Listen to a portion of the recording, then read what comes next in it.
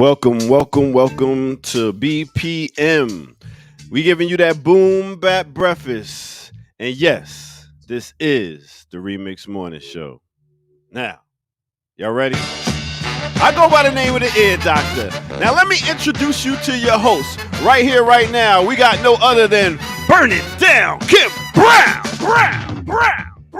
And coming out of BK, no other than Kamal K. Wrangling.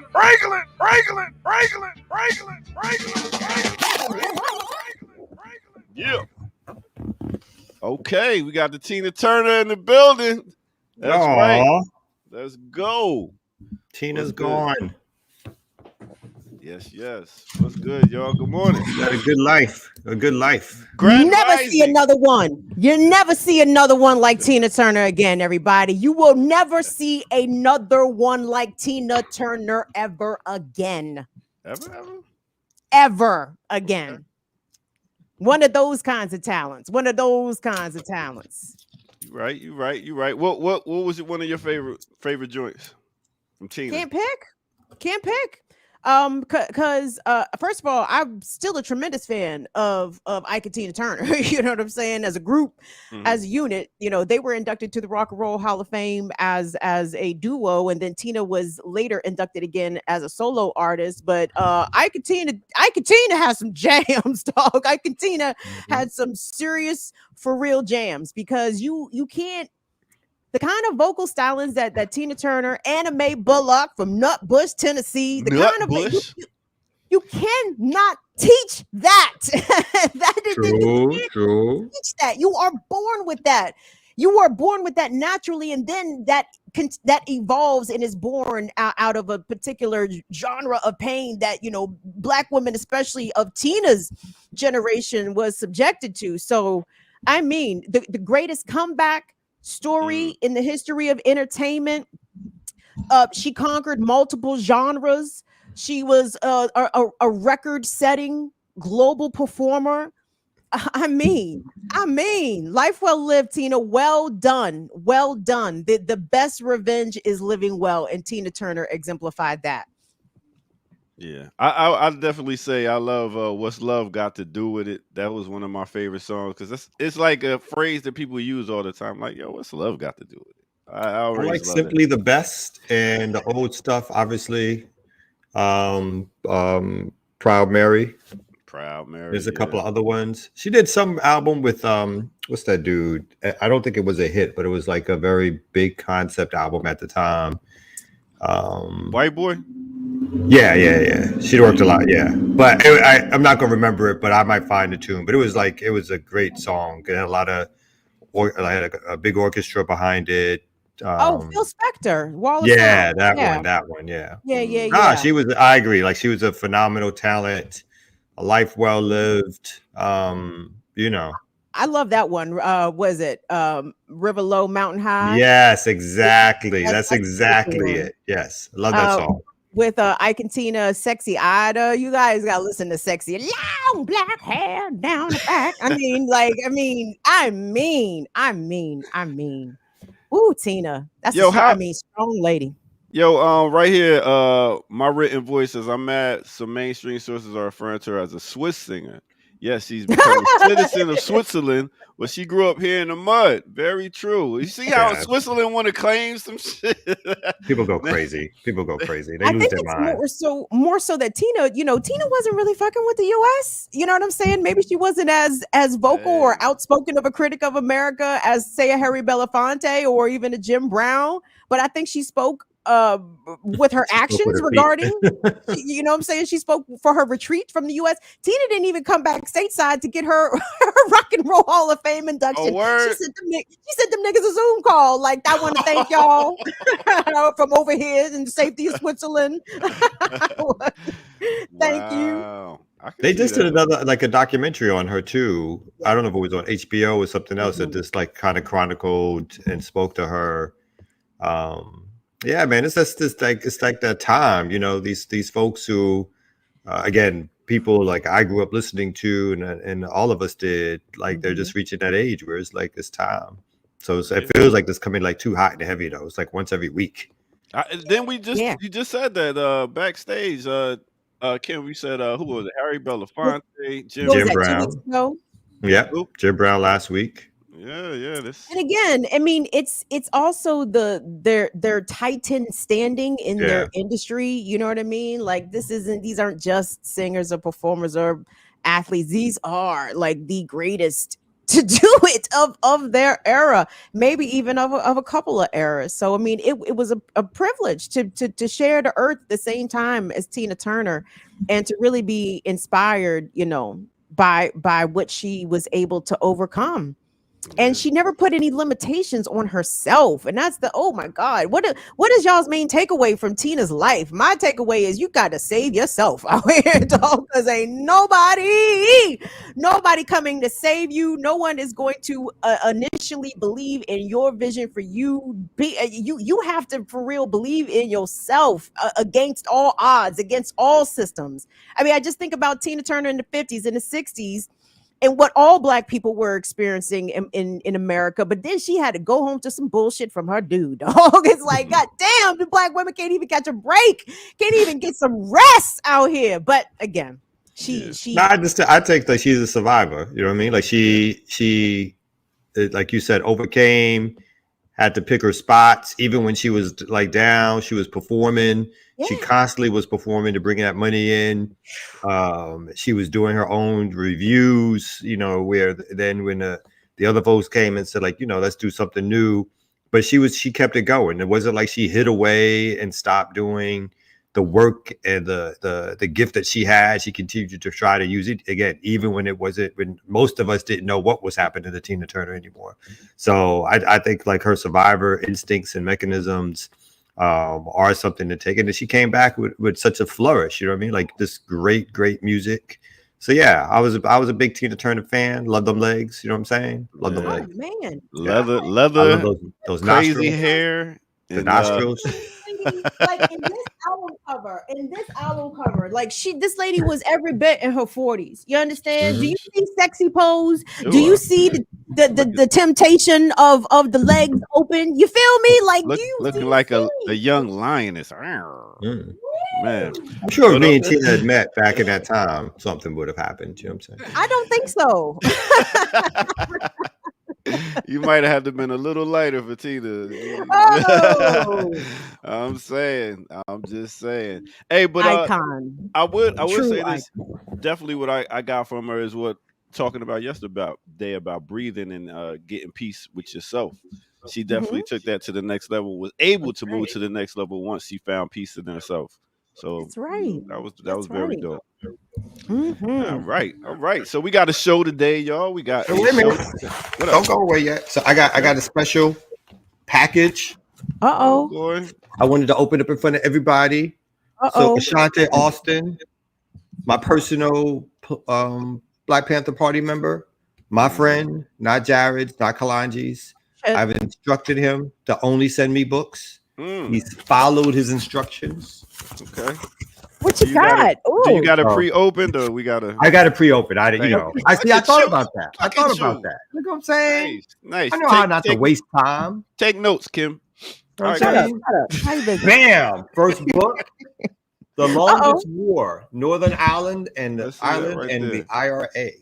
I'm gonna touch on that.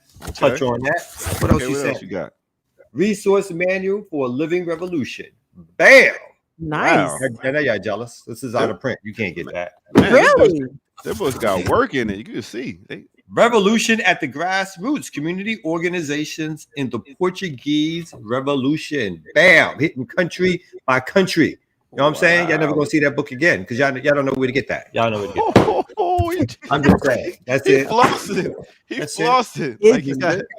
Like he got a new Gucci belt or something. I see you. Now said we ain't up on that. Now said we ain't up on that, and he's right. He would be correct. Jay-Z collects houses. I collect books. All right. Good. That talk. So what's the what are you gonna learn from like these books that's gonna help you in what you do right now? Which one is more titillating to you right now, Kamal? Which one is more piquing your interest? Where are we going first? Probably Revolution at the Grassroots. Because basically this is where I feel like this is where we're at, where we got to build power on the ground. We have to base build. We have to be in community. And so to learn from organizations that did it in other places, what their tactics, strategies were, what worked, what didn't work. Those are all the things that I feel like we need to know now in order to successfully try to move people to organize, to bring power to the community. So I'm going to start with that one. Okay. I like it. Good deals. All right, all y'all remixes out there, y'all see the books. Y'all might not be able to get them, but I think well, maybe we can convince Kamal to do some additional content. He can do, an overview of the books. Patreon. Yeah, Patreon overview. Yeah, shut up, Kamal. Come on. Damn, don't tell us what you ain't doing, man. Don't tell us what you not gonna do. Give a breakdown to the people on Patreon. They deserve it. You know what I'm saying? Thank you. Come on, Kamal. Damn. How many people? It depends how many people give today. Oh, I like that. You know what I'm saying? If we could raise over $100, $150 in the chat today. Roll up your sleeves, y'all. I'm saying I might do a little something for you. I might do a little something, show you a little something. I mean, book wise, but I might, Okay, everybody tuck your chains. Here come Revolutionary Debo. Everybody tuck your chains. I mean, damn, my grandmama gave me this chain. Kamal, come on. My grandmama gave me this chain. I'll be your private dancer, you know what I'm saying? Money. Do what you want, Speedos, gentlemen. You can't dance with me in basketball shorts. I'm trying to see body. Body. And put the Speedos on. Stop playing. Put the Speedo on, gentlemen. Speedo on. Everybody trying to see all that. You know what I mean? And ladies, I might have to shave. I might have to shave a little. Word. So I guess, hey Coco, I see you out in the chat room. Come on in here. You know what it is. It's Thursday. It's time. Being here, Coco. Coco has responsibilities. You know what I'm saying? How's she gonna be in the chat and have responsibility? Didn't she drop off her responsibility? I dropped my responsibility off. If she's texting and driving, I mean, position. Okay, but everybody in Atlanta does. Okay, according to Coco. So. You're right. my kid looked at me the other day. It's like, so you on the phone, huh? I was like, my bad. You're right. Playing games with my safety, huh, Dad? Yeah, you're right. All right, well, let's go ahead and take our first break of the day right here on no other than the Remix Morning Show. Joe.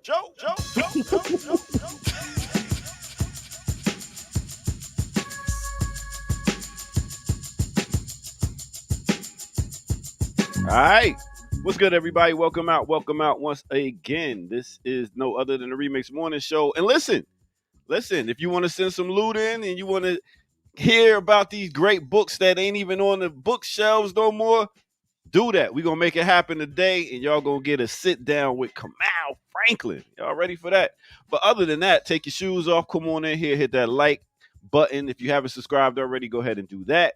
Also, go to patreon.com. We got some jewels. We are about to drop some real serious jewels on patreon.com for all Patreon people out there. So get ready for that.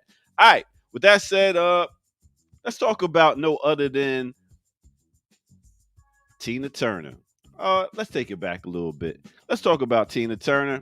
Now, let me give you I know a lot of people already know about her, but if you don't, she is Tina Turner Anna Mae Bullock. That's right. Born right here, Brownsville, Tennessee. Also in a small town called Nutbush. She is the queen of rock and roll.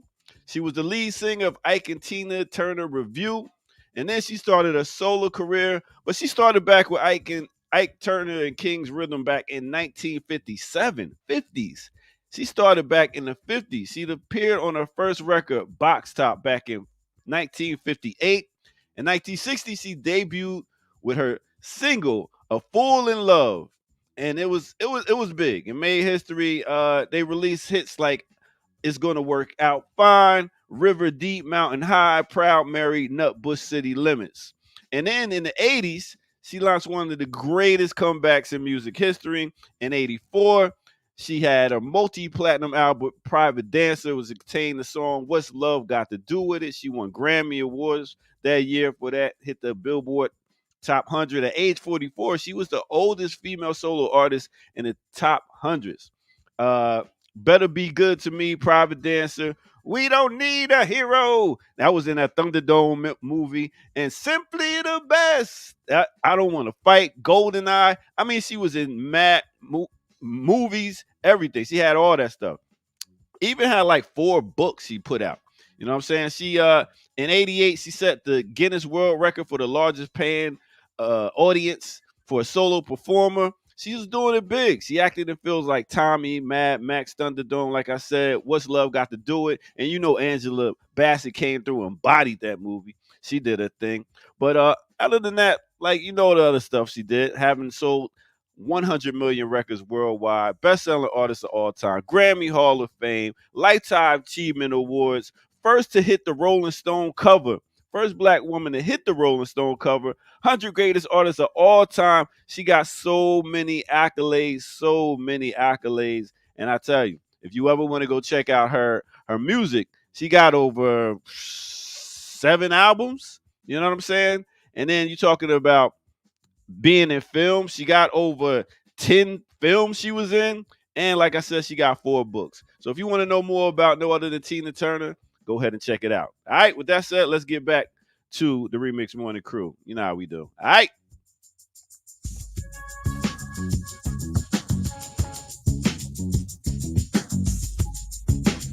Yeah. So I'm just thinking about what you just said, Ear Doctor, about 100 million records. So actually, I think it's more like 150 million, but you know, who's counting after 100 million records? But I just want you guys to kind of peep the intentionality it takes to go and purchase a physical piece of music as opposed to the ease of streaming or simply downloading something to your device. Like you had to get transportation to the record store, right? You had to have your currency, your cash, your car, whatever, ready to buy said physical thing. And then you had to actually unpackage it, put it into something and listen to it. But think about how many steps that is compared to how many steps it is just to stream something right now. So to sell 150 million physical copies, by and large, Tina Turner did, of her music, to me is it just makes her accomplishments even that much more. You know, I mean, that's a subtle thing, but it's something that I observe because how much energy it actually took to go buy physical music compared to what it is now. There's no effort involved. But so anyway, and think about how many times people bought that shit more than once. Because I mean, when I had CDs and cassettes, sometimes if you lost it or somebody stole your shit, you go buy it again. I bought the purple tape a couple of times when it comes to Cuban Links. So you're right. People will buy it over and over again. Come out that mute button, Kamal, and then we'll see what you're talking about. Shout out to Quaker Anarchist. Thank you so much, Quaker Anarchist, for your super chat support. Oh, word, we got 20. We got 80 more. I'm not 80 doing more. that. Let's go. That's not even a button. That's not even like a button loose. You know what I'm saying? It's like half a button. It's like half a button. Where's your thank you? Where's the rest of it? I'm not from Quaker. I'm just saying Quaker did good. Quaker Anarchist did good. I'm just saying with the rest of y'all. Now I want y'all all that. Why are all you that like behind this? you. Why are you like this? You know what? I want to engage in some petty. I wish Jared was here. I wish Jared was here for me to engage. Say his name 3 times and spin around in your Jared. No. You got to say Petty Officer Ball. Petty Officer Ball. And spin around and he'll show up. Jared said, people talking about me again. Who was? Some young person who what? Some young person who thinks that they are I don't know. They think they are the leader of the revolution, or they think I think they call themselves a disruptor. Okay. So what is this? A Marvel comic book character? Yo. A disruptor. What the fuck? I was like, what? So I don't want to give no names. That's fine. I'm gonna sit in them. I'm gonna call them Slow Me, because they slow me. Okay. No, I don't know what that is, but I like the disruptor. That shit is hard. This person just got political, maybe 2 or 3 years ago. But then the arrogance, it's like they think that they've done whatever. So apparently someone shared with me. Let me see if I can share this, because I'm bad at this. Is this social media beef? Is somebody at this? Yeah, they put something up on social media about me. Whoa. But did they at you? These are my questions. Did they at you? Yeah. But I don't have an There's individual. no way we Instagram can read account. that. I'm making it bigger now. Okay, I'm about So to say. the thing says Lumpins go to college, and it's Kamau Franklin Community Movement Builders. Or they tagged you? Yeah. Well, they can't tag me because I don't have Just read it. There's no way we can see that. Oh, you still can't see it when I do all that? Nigga, just read. Just read it. Just read it. Read it. Somebody, I guess their name is Apocalypta, whatever the fuck they're trying to say. So last year, I was confronted by Kamau Franklin, executive director of Community Movement Builders, after he found out I was talking shit about him and the org. Talking shit was a very reductive descriptor. I think it's extremely dangerous to reduce critique to talking shit. It was very obvious that ageism and male chauvinism was a factor in how Kamau was choosing to confront me. Wow. This is not an attempt to steer folks away from organizing with community movement builders, but a reminder that community is not inherent. I think this is where they think they're being all philosophical and shit. It is forged, built, and all power on all levels are intentionally contended within community. We deserve to have a power analysis that reaches down to the interpersonal and intra-communal. I don't really know what the fuck she's trying to say here, but that's how I would have put it. Yeah, she's saying it way nicer than I would, though. But I'm just about this bitch ass nigga Kamau Franklin. This motherfucker had the audacity to run up on me, to run up and talk shit about me. I told that yelling nigga to kiss my black ass. I would appreciate that more, because at least I'd understand what the fuck you were saying. Then hold up. Can I translate with his old ass? That's what with his old ass. Talking that man shit. Nigga, nobody want to hear that shit, is what I would have said in the Instagram post. So shout out to the sister. She's at least keeping it, you know what I'm saying, on the up and up here, Kamau. But continue. That's not no up and up. This background, there's no up and up to that. There's no up and up. Oh my goodness. There's no up and up to that. What's the last? Let me just get this last line, and I'll read this last line. I also think it's really important here that we state that I believe in intra-communal whisper networks. Yes, that's some real shit, though. Who is it? Yes, it is. You know. What is that? What is that? Basically, that's like I want to talk about you in secret, but post it and keep my shit. What's the matter with people, man? Exactly what it is. That's all that means. That's the end of the post. Okay, so hold on. Yeah, I think there's more, but I don't have the second page. I can't really whatever. But this is the person who, so one, they got mad because I said they weren't. They calling themselves lumping. It's like, Negro, you're not lumping. You went to a crazy college. You went to Oral Roberts. Well, they went to Oral Roberts. Oh wow, that is a crazy college. Yeah. Sorry, shout out to Tulsa. I was like, the very definition of lumping means that your ass didn't like. Class is fungible. Class changes. So if you think. And you grew up middle class, your parents sent you to Oral Roberts. So how you think you lump in just because you afterwards you chose to not do something or like either organizing wise or whatever, you calling yourself a lumpin'? It's like, are you out of your goddamn mind? Can you apply a term correctly? What is wrong with you? Ear doctor. I'm over here wondering what the hell a lumpkin is. Nigga, me too.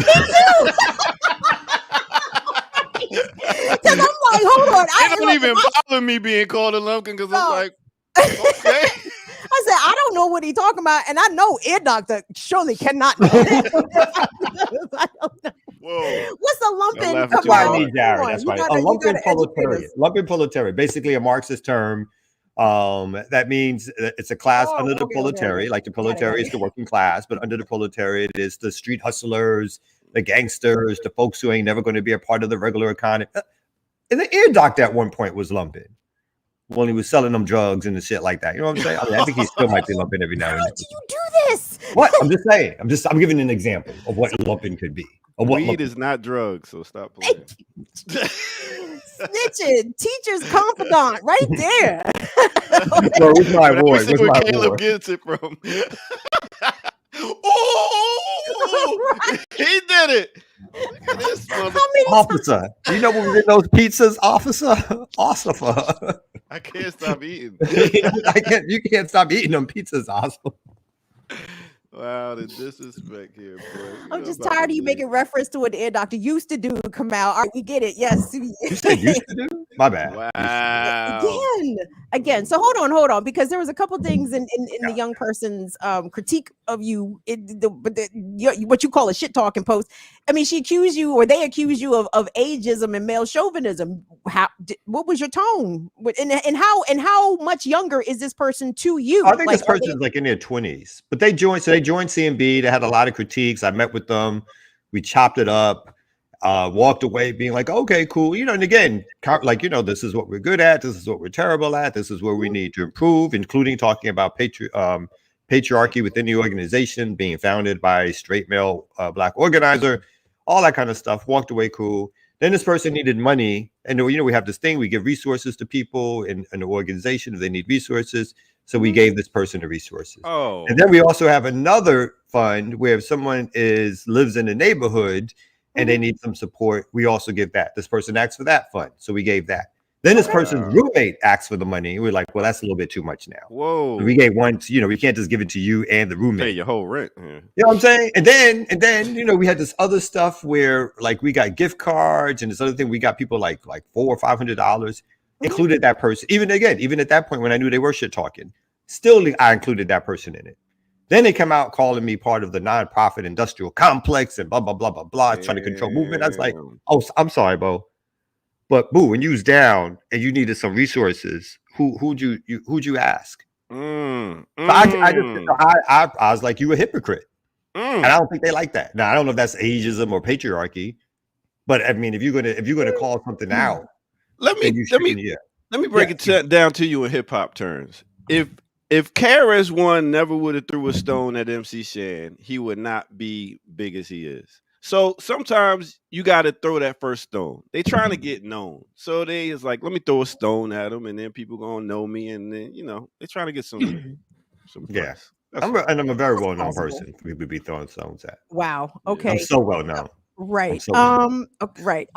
So, but you're saying that you and this person have had conversations in private prior to this social media posting on Instagram. Yes. And the person this isn't their first social media posting. They've done several. And then when the first one, at least I was told about, then I'm one to call directly. So I call directly and I text directly. And then we had a whole text message. She was like, I'm gonna give that money back. Well, they said I'm gonna give that money back. And I was like, we'll give it back. Of course, I've never heard from them again if I get the money back. But then they went and posted the whole conversation. Wow. On their social media, which I expected them to be that kind of person. But I went in on there too. I think that's where I said, you're not a lumpin'. You don't even know what lumpin' is. What are you, stupid? Maybe it was that kind of tone. Might have been that kind of tone. Right. Yeah, doctor. I'm offended. You gotta be stupid if you don't know what a lumpin' is. If somebody who claims your ageism is showing right now. Right. Male chauvinism. Just because you read a couple more books than us and you know what lumpin' mean, we stupid. No, I'm just saying though. But if you claim that you're a lumpin', I'm about to go follow them. You gonna follow her now? They might have got this right. You know what I'm saying? Right. Like we over here listening. You can't be dissing us while trying to diss them. You know what I'm saying? No, I'm just saying though. But if you claim to be one, then you got to understand. You got to at least represent. Yeah, I mean, at least understand the meaning of what you're claiming you are. You know what I'm saying? Otherwise, it's hard to talk to you. Then it's hard to talk to you. Yeah, stop being a curmudgeon. All right, I'm gonna get out of here and let y'all get to the news.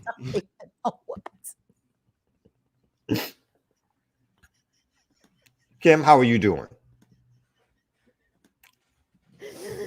Ooh, you niggas are killing me early this morning. Y'all are killing me early this morning. I like your rant, Kamau, but go off. I love that. Like, yeah, if you get some smoke on social media, you should confront that shit directly, and I respect that. Yeah, it's like it was fun. I was like, somebody sent it to me. I was like, this is hilarious. This is. But I'm saying multiple social media posts to me denotes a bit of a fixation. You know what I'm saying? Like you post, you know what I'm saying? You post, you tag, whatever, you know, and move along with your life. Like I don't. Oh my God! I haven't even gotten to the refrigerator lady, the one who's now a full blown Trumper, like MAGNA person. She tweets about me and CMB. This is the one that followed me home. Oh, do all the time. If I showed you that one, that would be hilarious. We got to do a whole thing on that one. hey, but I think that would be valuable because I think we need to know when women are being weird to men. You know what I'm saying? Because men don't, men just roll with the shit. They figure they could mush her and run or whatever. I don't know. But I think when women be weird and aggressive to men, I think we actually need to know about that. Very weird and aggressive. I'll save that then for a Tuesday or something like that, or Wednesday. Or I can go through it later. But it's hilarious. Her name calling is hilarious. Like, follow you home though, my nigga? Did your wife come outside with the yappa? Like, what's up? I didn't know she followed me home. Oh. But then she's posted pictures of my address and shit. Like, she's the doxing, all that kind of crazy stuff. No, she's out of mind. She's out of mind. Oh, wow. She lives up the block from where we do our organizing, and she went from. I mean, she basically went from just like someone who actually was a little bit of a supporter to someone who accused us of bringing the wrong element into the community and all that kind of stuff. Yeah, no, she went off, B, but hilarious. Oh well. Yeah. Anyway, well, guys, there'll be plenty of jokes. Well, I think we should get into that next whenever. I don't know, whenever's most convenient. Of course, my phone just died, so the email is going to send you. Let's see how that goes. Let's see how that goes. But anyway, let us go on and slap this map anyway. Yeah. Slap a map.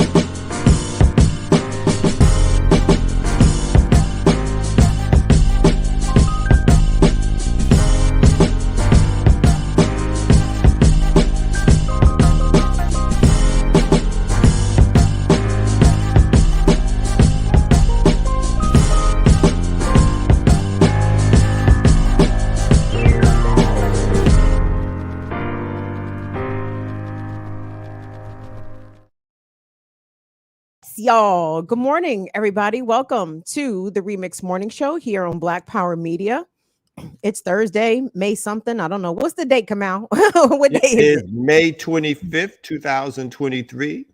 Wow. It's going to be Memorial Day this weekend. Everybody, we like to wish you all a happy and safe Memorial Day.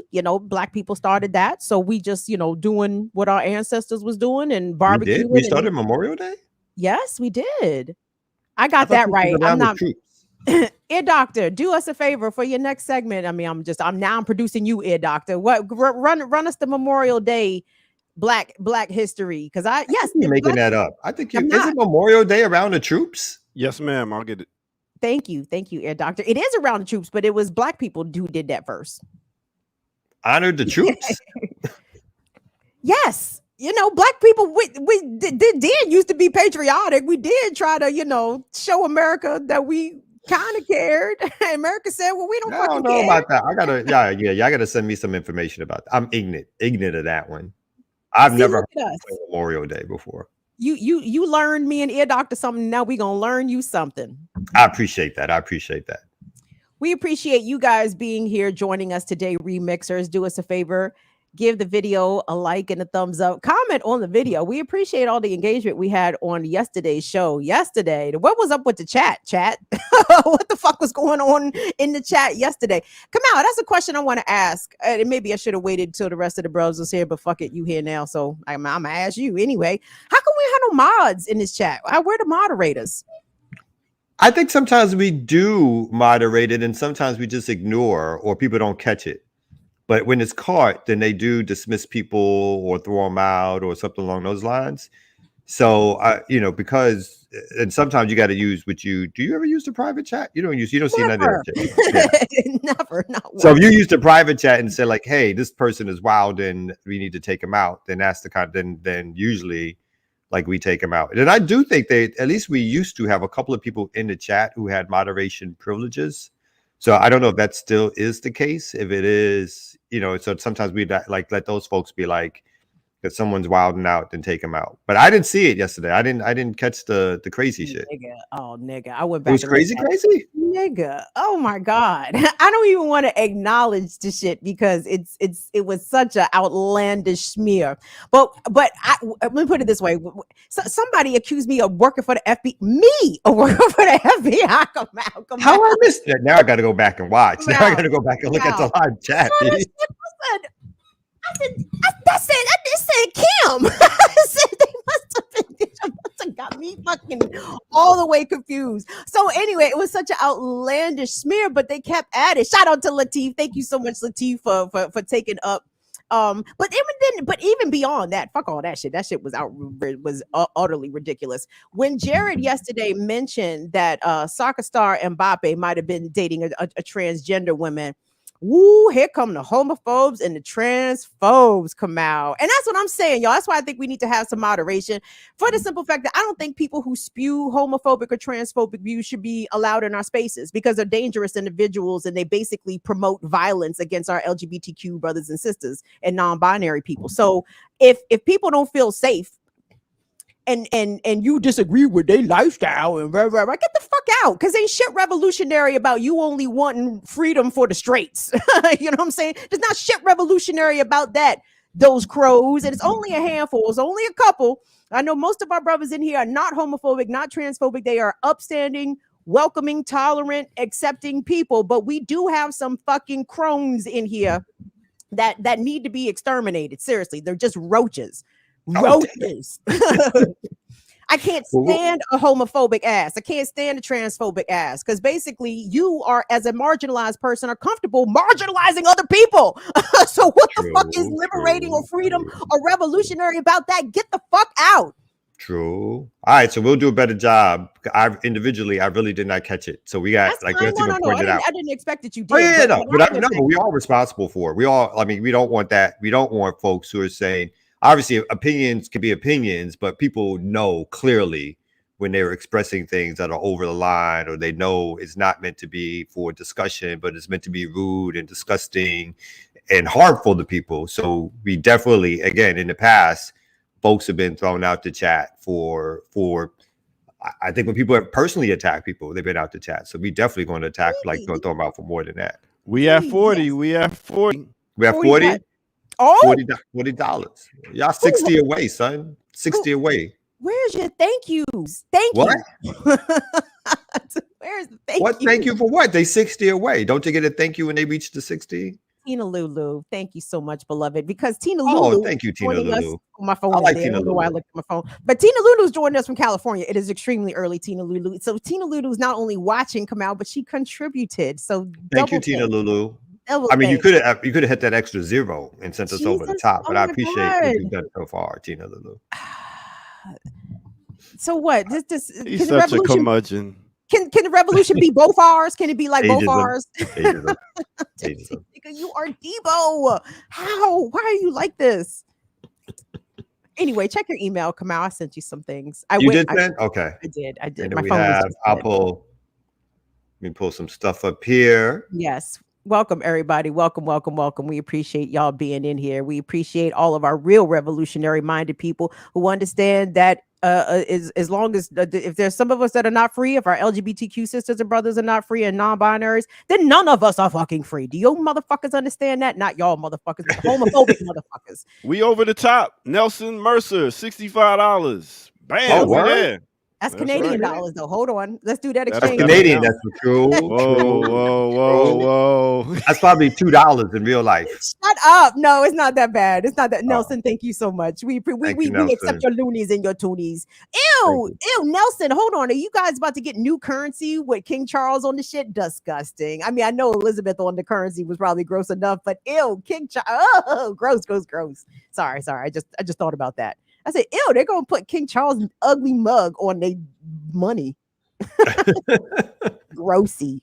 Hey, your story didn't pop up. I mean, which I don't know what you sent me. Well, I don't know what you think you sent me, but you ain't sent nothing me shit. Popped up. I said, it was an empty email. Is that what you're telling me? I ain't got nothing from you. I didn't refresh like four times. Sorry. Wait a minute. I'm sorry. I think I just retrieved it from the drafts. Maybe I didn't actually. Oh, Jesus Christ. Happy African Liberation Day. Thank you. I was going to say that at some point, but I didn't yet.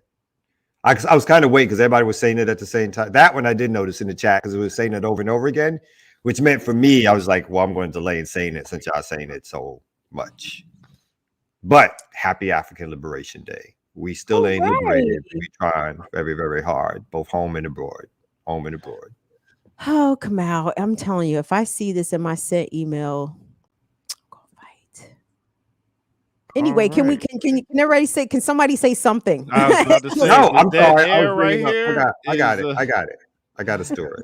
so with Nelson Mercer sending $22 extra, F the king, he better give Turtle Island and Ireland back. All That's right. right. That's right. Turtle Island. I That's want to here. do this story.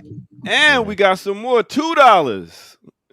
Two? I ain't doing shit for $2. No. I'm not bringing up a story for $2. I'm gonna sit here and. Mal, stop. I don't even See know how to say again. Oh, this okay. word. Here's a good story. Here's a go. This is topical. We You don't really always didn't get my do. email?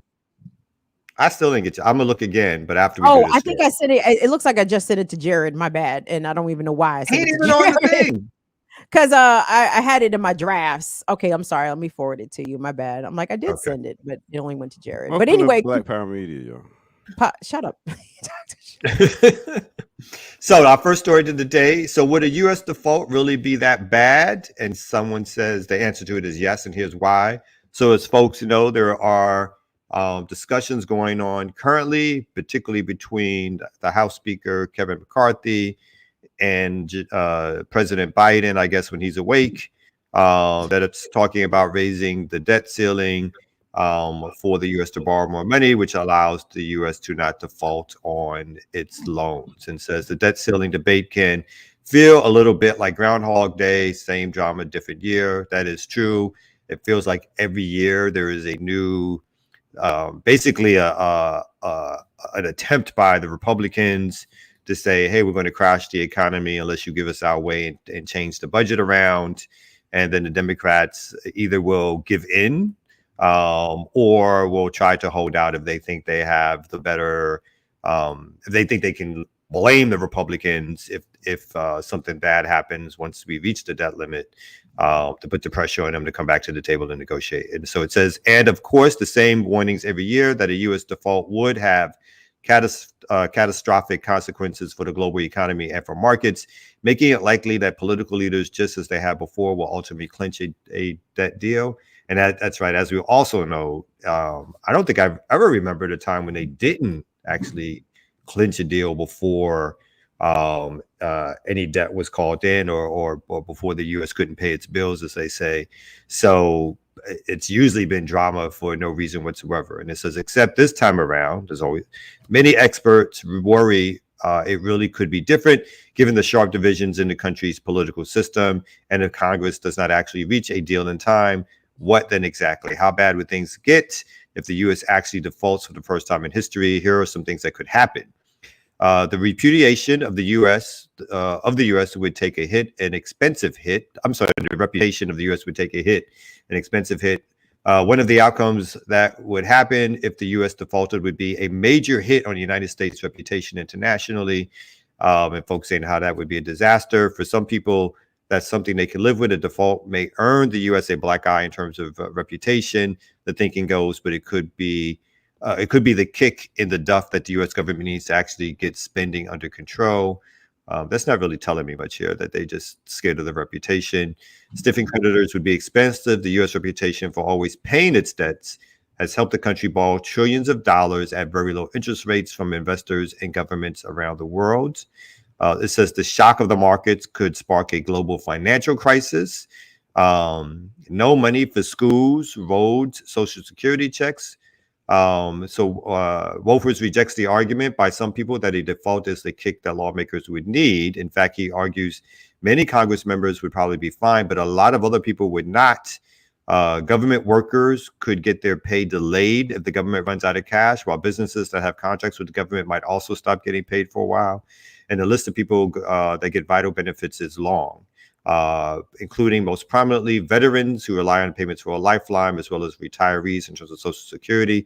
So the list goes on and on. A U.S. recession would be likely in that, and the world would also suffer.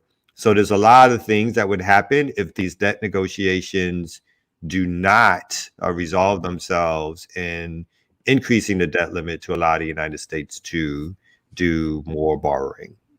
So the one thing that I think that I understood that will not be affected is military spending, right? Yeah, Except usually payments, but active duty military would not be affected. I mean, at some point, though, it would because obviously, if they can't afford to pay these resources out in terms of the debt ceiling, then everything would be affected. Which is why I think the recession would happen, the markets would tumble. I mean, you would have something that would basically go into either at the minimum a great recession, but even potentially an actual on again depression. And again, I think they've walked close to the line, but has been careful to not sort of cross it to see what actually would happen. But there is that lunatic fringe in terms of the Republican Party that it's like, let it fall. Let's see what happens. And I actually don't think it will, because I think the Democrats in the House is such a close. How can you tell the difference between the lunatic fringe? I just say all the lunatics in the Republican Party and then the moderate lunatics in the Democratic Party. But the moderate lunatics in the Democratic Party would be there to save if they got a few folks in the Republican Party who agreed to lift the debt limit. That would be all they needed. But that would show the weakness of McCarthy in terms of being the leader of the Republican Party, where he had to rely on the Democrats to get the debt limit raised. I can't remember how this played out in 2011 when it came down to the wire again with the debt ceiling limit, whatever. Obama was president. It was apparent that, the Republicans were trying to get him under thumb, trying to put him in his place, whatever. I guess he was happy to be put in his place. I don't remember what the outcome was, but Obama caved a little bit because he put in these spending limits, yes, as opposed to taking the fight straight on and saying, like, I dare you guys to not lift it. He worked out a compromise which again, in terms of any increasing of resources towards social programs, was deflated for a while because of the limits put on the budget. So yeah. I mean, in the hastening of the falling of America, this could probably be a nice little kick down the stairs. But the problem is, a lot of vulnerable people are going to be harmed in the process. So I just think it's interesting the way that Republicans strategize and the way that they mobilize for power to extract what they want. The Democrats don't do the same things when the Republicans are in power. They don't operate the same way. I guess they move with decorum and civility and gentlemen's agreements, and we're going to do this the right way. But I kind of, again, I have to admire the willingness to play chicken to get what the fuck you want. That's the thing that the Democrats don't understand. They don't play for power. They play for bipartisanship, which is stupid. Republicans play to win. Speaking of confronting contradictions, let's give it up for no other than Coco. What's Good up, morning, Coco? peace. Good morning, Coco. I'm still Can not you hear down me? with the Is my- dark is my mic background. good? Yes, Yeah. your mic sounds wonderful. Kamal's just Man, hating on listen, you within the Kamal. first 5 First of seconds all, of you being on You've screen. been I'm just hating saying, all it's morning, early in the like talking about morning. I'm in the chat. Say it again. Why are you worried about me being in the chat? Well, no, I we were love just the saying. chat. Oh, damn, no. I- Okay, my bad. Oh, damn, no. Okay. Okay, can I get a little chat? Can I? No, get a you can do little your chat in my time. We just didn't want you to be driving. We were looking out for you. We didn't want life? I you to be wasn't driving, by driving. the and way. chat. I wasn't See. driving. Right. You see how he just don't mind his business. I wasn't on that though. I was like, let her chat away. You know what I'm saying? I chat with one hand on the thing, yelling at the kids in the back, trying to get that thing on. You know Oh, what I I'm saying? imagine. Oh, I imagine. Oh, yeah, Imagine it could be a the ride. madness. And then when you try to go into a new lane and you chatting at the same time with the kids, and cars don't want to let you in. You gotta. See, Hate Brooklyn didn't learn how to drive in New York, so he learned how to drive out here. So it's questionable. Touche. True indeed. True indeed. I told somebody I have to be able at some point. I have to drive on the FDR. That's when I know I'm a real driver. When I drive, I go to an FDR. For those who don't know, Don't do it. is like an expressway in Manhattan, but the lanes are tiny and the cars are all going 85 miles per hour. If you don't go 85 miles per hour, then you're a sucker. You know what I'm saying? I remember driving on that before they paved it, right? Before they fixed it. And it's fixed now. But before then, that shit was a wild ride. So I remember. Yeah. So that's my dream, to be able to have to drive that without no accidents. And I got to change lanes like 4 times at least. For no good reason, of course, because that's what they do. Like for no good reason, motherfuckers that change the lanes thinking they're going to get ahead of you because they changed the lane. But yeah, that's my dream. That's my dream. That's my driving dream. I want better for you. Okay. I want more for you. I want more for you out your life. I'll bring it. Oh, go ahead, Kim. I'm gonna bring up your next story. I was gonna ask Coco about the debt limit, but I mean, I don't care about the debt limit. I can tell no one cares about the debt limit. We can get off it. I mean, it's whatever. Like they gonna do what they're gonna do regardless. Yeah, I didn't care about the debt limit. I cared about it. Nobody else cared about the debt limit. All right. So anyway, this is not a story. This is something I saw, and I said, So I'm planning to go to the Blacksonian, and I've not been. Whatever, because again, when they first opened the Black People's Museum down here, it was such a bourgeoisie spectacle for months, for years. I was like, let me wait till this shit calm down for being so busy before I go up there. So anyway, so I kept clicking on the website, and it kept bringing me to the store. And I said, why am I looking at this store? And then I said, look at all this Juneteenth commemorative collection. This is exactly what the fuck I knew was going to happen when Juneteenth became a federal holiday. I prefer you buy your Juneteenth t-shirts and swag from the t-shirt man that show up to the church, to the church cookout when your Juneteenth celebrations have always occurred before Joe Biden decided to make this a federal holiday. But just look at all the merchandise, the merch. Can you run off some of them prices, Kamal? I said this Smithsonian ought to be fucking ashamed of themselves. You ought to be ashamed. Yo, the pint glass is $28. Yeah, the pillow is 34 bills. The handbag, the hat, the Juneteenth reversible bucket hat is 40 bills. Wow. I can't even buy that with the givings that y'all gave so far. I can't even afford that. The Juneteenth, the scarf is 20 bills. Look, they got the baby onesie for $24. They are racking it up, yo.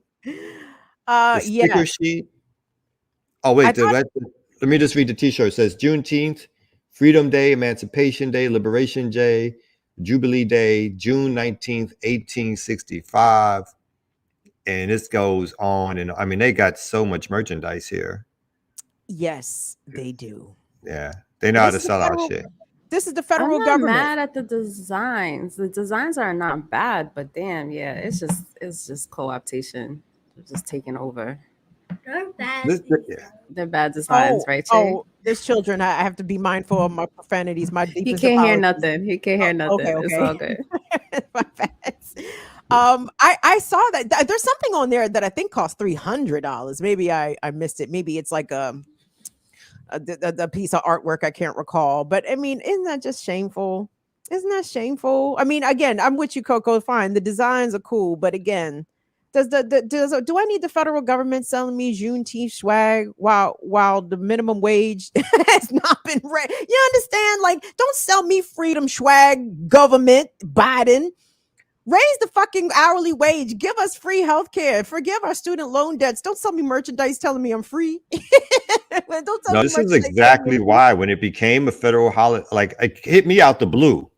I had no idea that this was any plan or this was working its way through Congress or anything. And so when I was like, one day I was like, what do you mean it's a federal holiday? I was just like, this is, it's done. I can't, no more celebration. I don't care anymore about Juneteenth. It was just done. Because I agree, like once they co-opted or make it their own, they do this kind of thing. And then the stores, like a few years ago, the stores started selling like Juneteenth, like toilet paper and all that kind of stuff. It was just like, I'm just done. I'm done. Yeah, they did that at Apple when I was there. I guess it became a holiday when I was at Apple. And so they had like this like 2020 was like a year. And then they had this diversity initiative. And it was like, what are we going to do for Juneteenth? And I made a suggestion about like, if you actually want to do something, you're going to like have like help us get access to our records, like of, you know, like the if you have enslaved ancestors, and I made that suggestion. And my manager, he gave me some like weird, response to that, and then went ahead and took over and acted like it was his idea. And I Wait, can we get the race of this individual? He was Black. He was the only one of the only Black managers. Yeah. So it was just like, Yeah, talking about Black August in the chat too. They're gonna take Black August too. Don't think they won't. They'll just shave off all. I can see that. Yeah, all the political, overt political stuff. They'll just shave that off, and it'll just be another way to sell things. Don't think people won't be able to take over Black August. There is no holiday in August, is there? Like American holiday that they can get money from, is it? No. I don't know if there's a big one in August. That would be it. That would be the next one. Yeah, they'll do that. That's why we have to teach. Yeah. That's why we got to continue to teach the history of Black August, where it came from, who it came from, and continuously, make sure that it's not co-opted, because I think they're gonna strip George, they'll strip Soledad. All that is gonna be gone. They're gonna call it Light Skin August. All right, so what we're gonna do right now is we're gonna take a quick break right here on the Remix Morning Show, and we're gonna come back with some more of that for you and yours right here. Let's go. No words. Go. Push the button.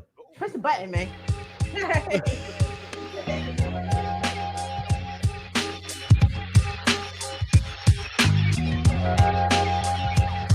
Yeah. What's good, everybody? Welcome out once again to the Remix Morning Show. I go by the name of the Ear Doctor. Right now, we are at 282 viewers live. Big up to all our remixers and all our new viewers coming in right here, right now. And if you haven't, go ahead and hit that like button, that subscribe button if you haven't already. All right. So we'd like to do an artist spotlight. And before I do get the artist spotlight, real quick, Kim asked the question, who started Memorial Day? In 1966, Congress and President Lyndon Johnson declared Waterloo, NY, the birthplace of Memorial Day. There's a ceremony on May 5th, 1866 that honored veterans who have fought in the Civil War. So I don't know about the black thing, but yeah. Anyway, let's go ahead and get to an artist I would like to spotlight for the day. And then you hear the music in the background by one of the best producers ever, DJ Premier. Let's talk about Group Home. All right. Group Home is a group, a hip-hop duo that came straight out of New York, Brooklyn. And you got Little Dap, and then you got Malachi the Nutcracker. Now, they came as being part of the whole Gang Starr Foundation. Y'all know Gang Starr, Guru, Premier, the whole crew.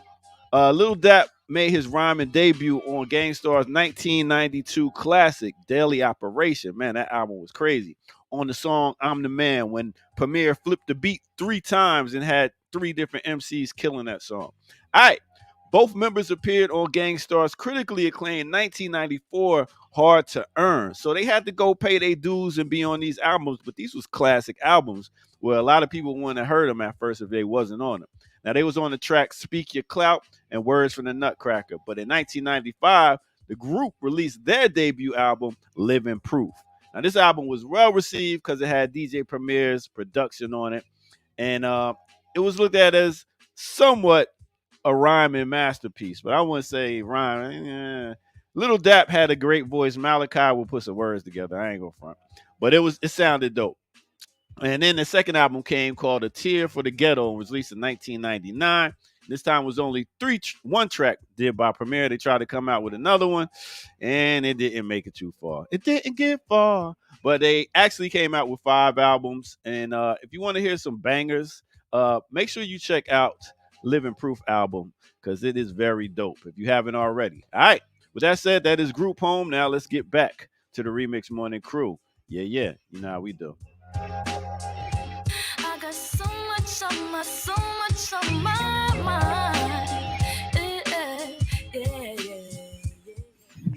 I feel like you're running out of groups. No, he's just He's staying in his lane too much. So actually, he's one of them Jersey backpacker early '90s rap niggas. I know them very well. Like niggas that used to listen to group home. Dog, we took a group trip to Jamaica with a bunch of friends. These niggas brought group home records. I said, if you niggas don't get the fuck out of here with some play, if y'all will not be playing group home in Ochi Rios, please. DJ Premier did the album. You are disrespectful. I get it. But dog, it's so deep hip hop. So niche. It's so niche. Very, very. Is it niche or niche? But whatever. It's that niche. So niche. Whatever. Y'all just like using that word. Anyway, Coco was feeling it. Coco know about group home. Talk that, Coco. You know about group home, Coco? No, she don't. I'm not involving myself here. You're like, no. Nobody gonna come to your rescue on that. Wow. Can you not dig so deep in the crates? Can you?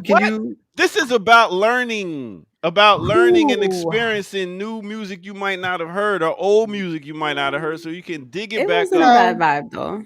People want to reminisce about things that they heard about. They was like, "Oh, I remember that."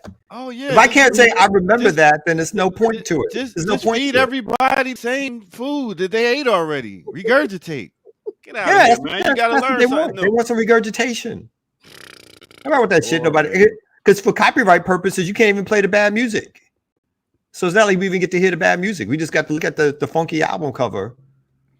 I'm just saying. Big up to all my hip hop heads out there, excluding Kamal and Kim for today. Y'all still rocking y'all backpacks. I know at 55. It's fine. It's fine. Right, it's cool. fine. Well, I've done my job. I'll see y'all later. Actually, I hope we'll get some news. Bye. Kamal, we were speculating before we went on. When is your birthday's approaching, right? June 17th. Yeah. You're gonna be 47? Well, I know I look 34. Yes. Oh, but easily. I'll actually be turning 56. If I say so myself, I know I look 34. Yeah. But I actually will be turning 86. 34 plus 18. Yes. You do. You look 34 plus 18. No, Kamal, you look good, boy. You still out here fine. You better make wifey proud. Your actual wife, not wife E. No disrespect, but yeah, you got. Is there a difference? What's the difference? Wifey is not.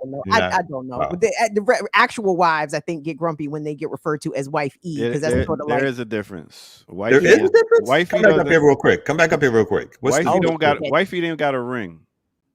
Really? Dog, I don't understand the hierarchy. They do be saying that though. They do be saying that though. Right. So again, all due respect to your partner, because I know she don't go by Miss Franklin, and I respect that shit. By the way, no, it's not. That's not even diss to your name, but I like that she does not take your name. Like I dig that. I did that. I don't even want the name, so I have no problem with that whatsoever. It's like the Franklin thing. It was, that's kind of the thrown on you. It's like, oh, okay, I guess I keep it, but it's not like I'm in love with the name, which is why we made the last name of the kids Abiodun Bitru Abiodun, because my new African name has come out a day Abiodun. So got it. Okay. Dope. So I said I was 34 and dog. You know what, Minister Server?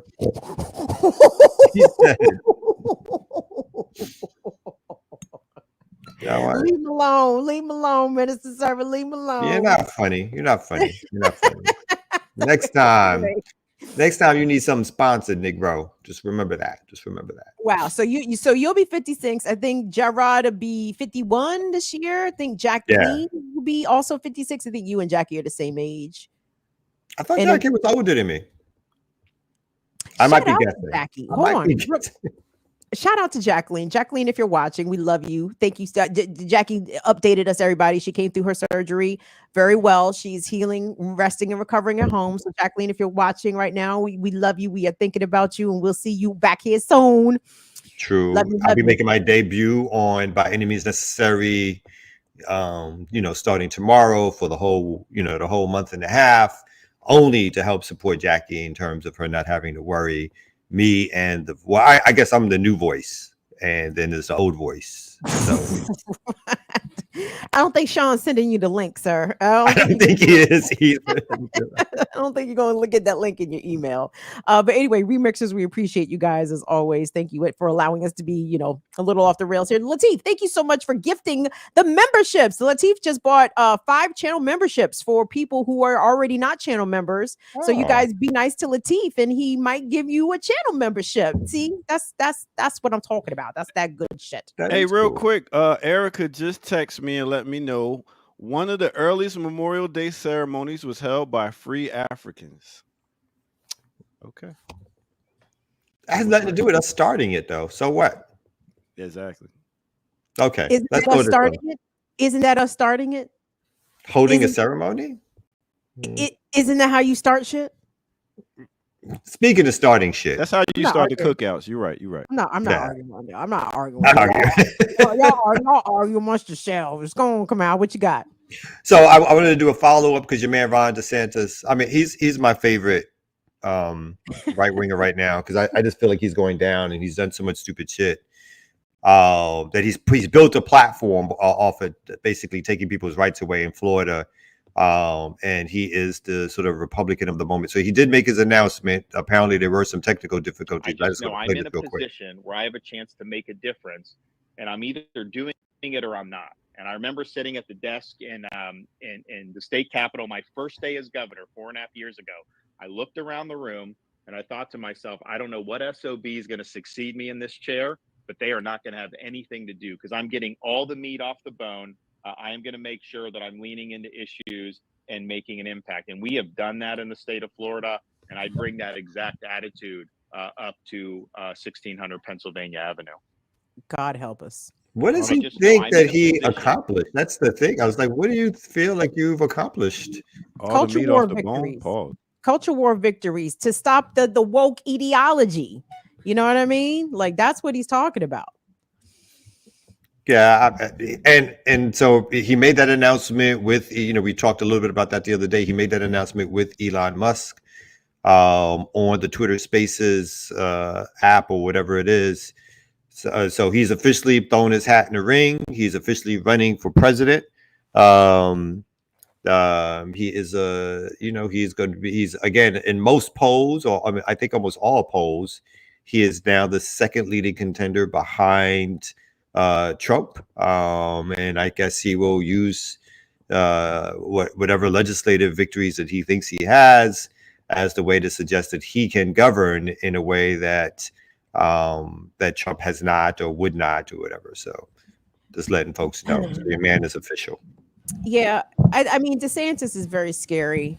He's even scarier than Trump. As scary as Trump is, DeSantis is even worse. And the fact that he's not polling well at the moment, to me, doesn't give me any reassurance, because at a similar point of the race 4 years ago, 8 years ago, whenever the fuck Trump was elected, he himself was not polling very well and behind others like Ted Cruz and Jeb Bush and all these people. So, the tables can turn on the thing real quick. And I think if DeSantis turns out to actually be formidable and someone that can defeat Trump in the primary, that's going to be very scary for us. Because, I mean, yeah, are there no or very few tangible differences politically between Democrats and Republicans? Yeah, but when it comes to these abortion issues, when it comes to anti-gay, anti-trans laws, there are distinctions. And for our family and for pregnant people, gay people, trans people, black people, like DeSantis spells something very scary for us if he were to actually win the White House. Yeah, I agree. I mean, I think there is this. Go ahead. I'm sorry, Coco. I was gonna say I agree. I think he's just,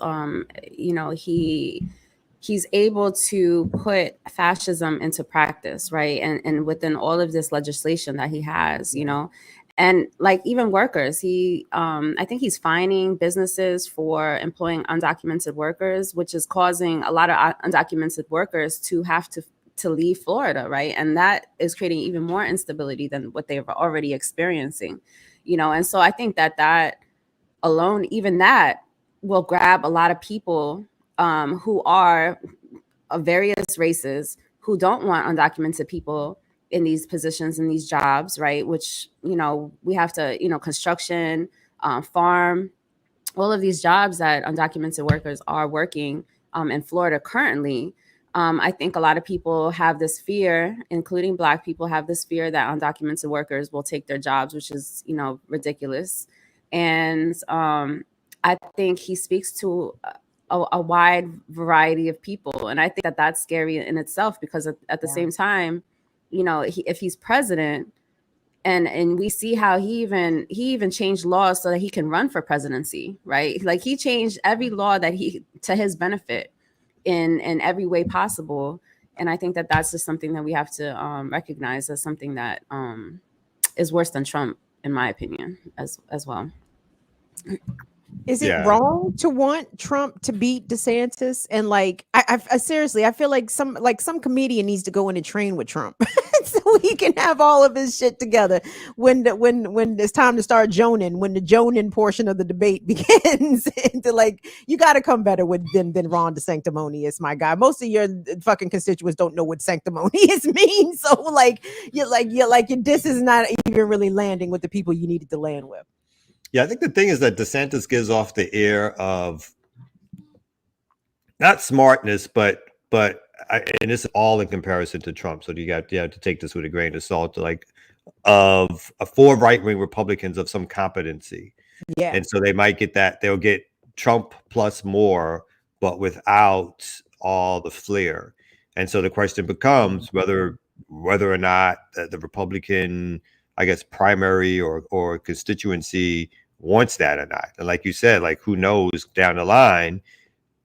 And again, who knows?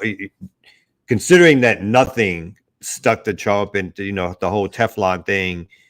Again, in a civil lawsuit, the man has been convicted now of sexual assault, not criminal, but of owing someone money for a complete violation of who they are.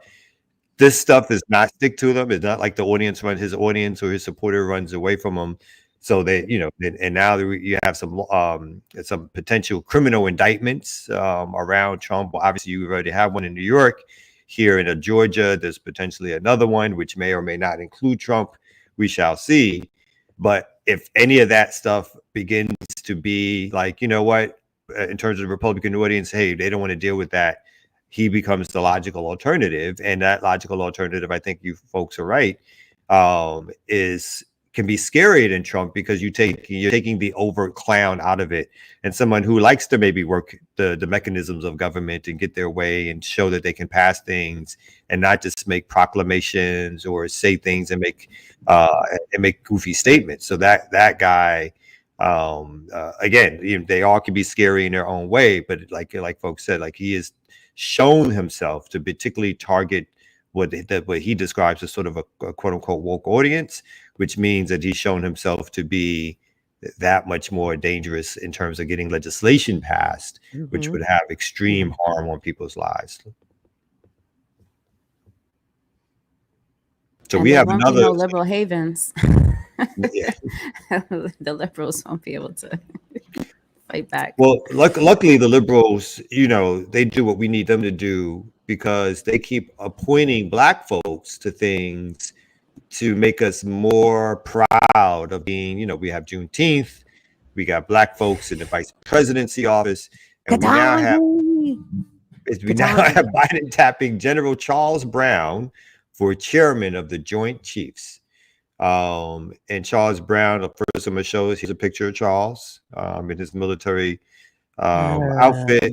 Charlie Brown. Yeah, it looked like a Charlie Brown. He does look like a Black Charlie Brown. The Charlie Brown ass nigga. Yeah. Mm-hmm. Says Charles Brown. President Biden is nominating General Charles C.Q. Brown Jr. He definitely has a Black name. To serve as the next chairman of the Joint Chiefs of Staff. The president is expected to announce Thursday in a White House Rose Garden ceremony. Brown is currently the Air Force Chief of Staff. The position is the nation's highest ranking military officer, and the chairman is the primary military advisor to the president, as well as the Defense Secretary and National Security Council. Brown would replace General Mark Milley, who was appointed by then President Donald Trump in 2019. The chairman serves at the pleasure of the president for a 4-year term.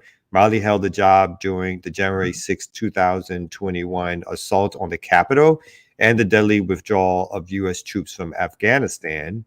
I'm not sure what he was supposed to do about the assault on the Capitol. I'm not sure why they did that. He's supposed to authorize the National Guard to be sent in. When Muriel Bowser, the mayor, was trying to get the National Guard to send in, nobody picked up the phone. Nobody picked up the phone. Like, what? You want me to do what? I think y'all got it. I think y'all got it. The Somali term ends in September, but it is customary for the president to select a successor in the spring to allow time for congressional confirmation. Defense Secretary Lloyd Austin recommended Brown. So you had one black higher up recommending another black higher up. But Brown's confirmation could be delayed because Republican Senator Tommy Tuberville has been blocking the Senate confirmation of hundreds of senior military promotions in order to protest the Pentagon's policy on abortion-related travel for service members.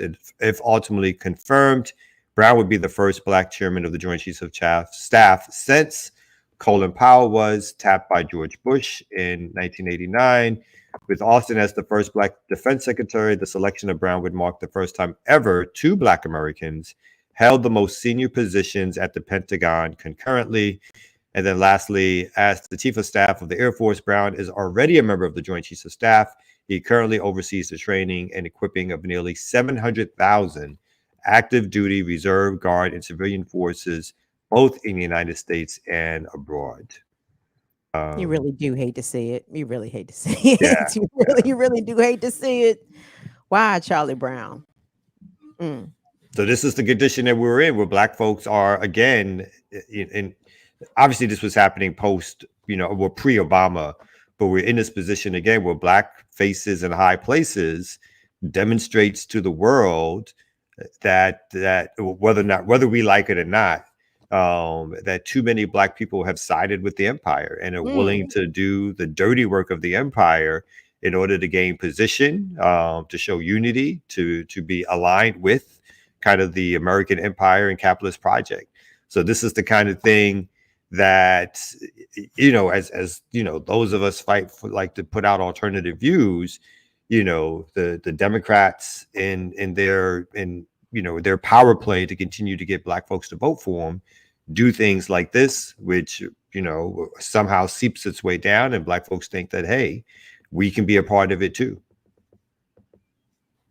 Does this speak to the strength of the empire, or that the empire is crumbling when you put black people in charge of position and put them in positions like this? Does this show strength, or does this show, this shit's pretty bad? We grasping at straws? I usually say it does show that, usually they give us jobs when the jobs are they're going to be bad, dirty jobs. And this is a time where, they're gearing up to confront China, they're gearing up to confront Russia through the Ukraine war. So you never know what's going to happen in terms of what the role these folks will play, because these folks are the very folks who will play a role in calling troops to go up to either fight a war or, again, to continually give military equipment to other nations in order to fight wars. So as we've spoken about before, obviously there's a lessening of the strength of the U.S. as a superpower, but by no means does it mean that the United States and the West still are not the dominant powers in the world. Yeah, and I think this is more of an indication that the Democrats are struggling, right? Because they are constantly, I think, trying to reach into every aspect of, Black community as possible, and I think Biden himself, is consistently trying to do that. And I think for me, I don't think it's effective, but I think that, the misleadership class finds it effective. We see a lot of, even in Cop City issues, right? And you see in Atlanta, the Black leadership class, consistently supporting this militarization of police. And I think that that's just something that you see across everywhere, with Black mayors being in support of this type of agenda. So I think the Democrats see it as effective. I just don't think the people see it as effective. So I think that that's important too, to recognize that I don't think the people are sold on all of this. Seeing Black people in positions of of some power, not really any power, but that's just how I would see it. And precedent, Colin Powell as the Joint Chiefs of Staff. Let's see, what did Colin Powell do while he was Joint Chiefs? Oh, that's right. He oversaw the invasion, the illegal invasion of Iraq, even before being appointed to be in the chair of the Joint Chiefs of Staff under the Reagan administration. Didn't Colin Powell, wasn't he right there when Grenada got invaded? Yeah, he's part of all that history. I mean, Colin Powell's history goes back to the Vietnam War. And you're right, and he's the person, he became the front person at the United Nations because of his supposed supposed integrity. Oh, sorry. No, what did you say? Evidence. Remember his evidence? His evidence, but his integrity is he was the one that they pushed out there. That's like, nah, nigga, you do it.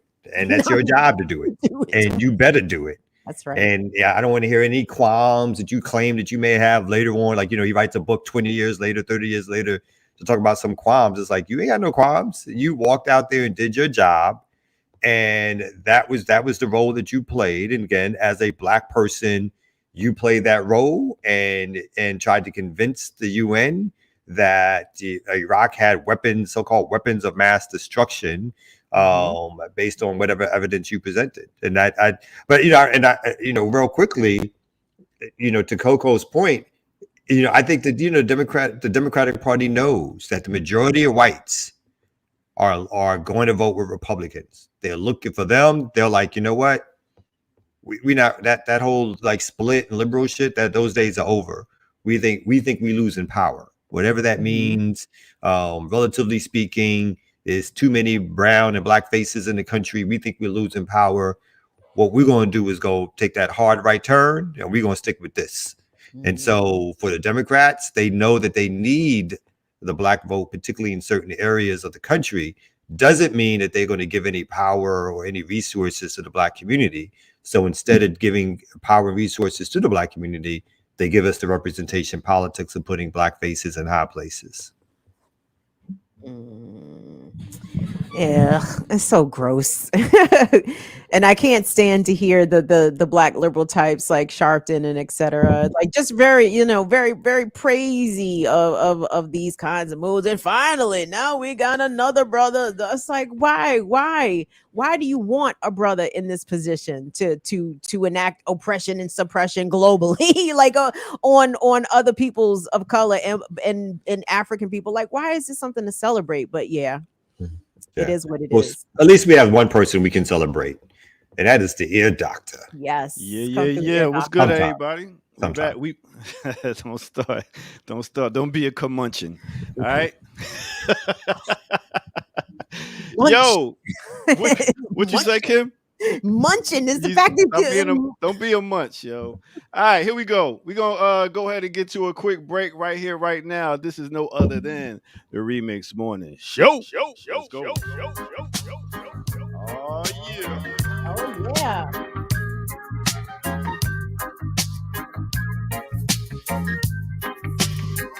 What's up, good people? Welcome out to the Remix Morning Show. I go by the name of the Ear Doctor. Make sure y'all hit that like, subscribe button if you haven't already. What we're going to do right now is, I always give artist spotlights out. And I wanted to give an artist spotlight out to a sister that's been an organizer for years, who's been a host for years, promoter for years, doing it all around the world. And she has an event coming up. So I said, you know what? Let me spotlight this beautiful sister. She goes by the name of Olimata. Yeah. What's good? Morning. Good morning. Olimata in the house. Right. Nice. Now I known this sister for when I had locks. So this is over 20 years of you putting in work. You know what I'm saying? Yes. I have been putting in a lot of work, and I'm it's what we do, you know what I'm saying? It's what I was born to do, and it's what I'm gonna die doing. Okay. Well, listen, that's a beautiful thing, because I'm seeing pictures of you all around the world with different artists, and I'm like, yo, she is out here doing it. But you do have an event coming up this Saturday, I believe. Let's talk about it. Absolutely. So this Saturday from 12:30 to 5:30, we're going to be at the African American Research Library on Auburn Avenue. It's going to be the second annual fundraiser for the Connie Tucker Legacy Foundation, and it's called the Africa Ma'afa Remembrance Festival. And basically, what it is Memorial Day weekend. Everybody's going to be memorializing in America different situations, but today is Africa Day. I don't know if y'all know that today is Africa Day, African Liberation Day. Yes. And so this whole weekend, the reason why we created the Africa Ma'afa Remembrance Festival is because a lot of times we forget about our struggles as African people. We forget about what we've been through. We forget about the reasons why our communities are the way they are. The reason why our people need the healing that we're healing. We're hurting because we've never been repaired. We never got our reparations. And we never healed from the Ma'afa. The Ma'afa is the greatest atrocity to ever happen to any humans on the earth. And that was us as African people when 100 million of us were killed and stolen from Africa and brought across these slave ships to the diaspora, different parts of the Americas, whether it be Brazil, whether it be South America, whether it be the US. And so that's what this is about. This is about healing from the transatlantic slave trade. It's about talking about the post-traumatic slavery disorder that has contributed to all the dissidents in our community, the madness in our community, the disunity in our community, the hurt in our community, and we never healed from it because after slavery, we went into Jim Crow. We went into the lynching era. We had to deal with the voting rights. Everything. And tonight and today we're dealing with the prison industrial complex. So it's been one thing after the other. And we as African people, even though we can continue to heal our communities in different ways internally, there hasn't been a worldwide healing. So I just felt that it was important. When I was in the Gambia, I was given some land in the village of Jufure. Jufure is where Kunta Kinte was stolen from. And so the Kinte family still lives in the same condition pretty much where when Kunta Kinte was stolen. The village just got electricity with this new president. I think 3 years ago. They living in poverty. The chief of the village who gave me the land sleeps on the floor, but the Alex Haley family has made millions off of the Roots movie. Wow. When does this ever go back to Africa? And that is the narrative that I want to stop. You know, my people have been suffering for too long, and we want to change this. Y'all, people come to Africa, be like, oh, you know, this is what we can act because we oppressing them still. You know, it's gone from white oppression to Black oppression. You know, so this institution that we're trying to build is to create a space of healing, a place of reconnection, a place when repatriates come to Africa and they want to get reconnected with Africa, they have a place to do that. You got repatriates from America that come to Africa and con other Americans. They always out here. Did you hear me? Did you hear me? Yeah. You got repatriates from America that come to Africa, live in Africa, and con other repatriates. I was conned by an English and an African-American lady, me and my roommate, Yomi, you know, and to this day, it still happened. My brother just got out of jail for 35 days because of some African-Americans lying on him and being jealous of him. So we're taking all the crap from America and still taking it to Africa. I love it. I love it. We just want to heal, and we encourage everybody to come to the Apex Museum and the African American Research Library on Saturday as we continue to celebrate our greatness and heal from this big atrocity because it affects us today. And until we really, really correlate the reason why our people are acting so crazy to the fact that we never really healed from slavery, I mean, we're not going to be on the straight path. And every race of people, let's be clear, for the most part, who have gone through some type of atrocity has been given reparations. The Jews have been given reparations. Asians have been given reparations. When America bombed Hiroshima and all in Nagasaki, how you think you see all these different Asian restaurants and businesses all over America? Because when they come here to get loans, they get help. They definitely get help. Yeah. They get help. But when we apply for loans, we're denied these things. So we got to be vocal, stand on our ground, stand on our strength, you know who we are, know our greatness, and we have fought for and roll into it. And that's what it is. So I hope y'all can come through this weekend on Saturday. at the Apex Museum. From 3 to 6 p.m. it's at the Apex Museum. From 12:30 to 5:30 at the Auburn Avenue African American Research Library. And we just want to bring the people together. We're going to be talking about using hip hop and music as a tool for liberation. We're going to be looking at, environmental racism and environmental justice and just really healing our communities. We're going to be looking at the prison industrial complex. We're going to be looking at what PTSD, y'all call it something else, but I call it the post-traumatic slavery disorder. But that's to our communities. But we're going to be talking about a lot of different things. But most importantly, is to bring us together as a community, as a people, as a nation, and also celebrate my mother, Connie Tucker, who was one of the baddest, the first political prisoner in the Black Power movement, before Assata Shakur, before Fannie, before everybody. And she was just very humble. She didn't carry it on her shoulder. She didn't talk about it. She didn't get speaker engagements about it. But I'm about to make sure the world knows the greatness that my mother represents, because it's part of the legacy. And she didn't tell her story, but we will. They gonna find out today. Hey, Oli, hang around for a real quick second. We're gonna bring the other host on, see if they got a question, and then before you get up out of here, right here on the Remix Morning Show, y'all. Let's get it. That's right.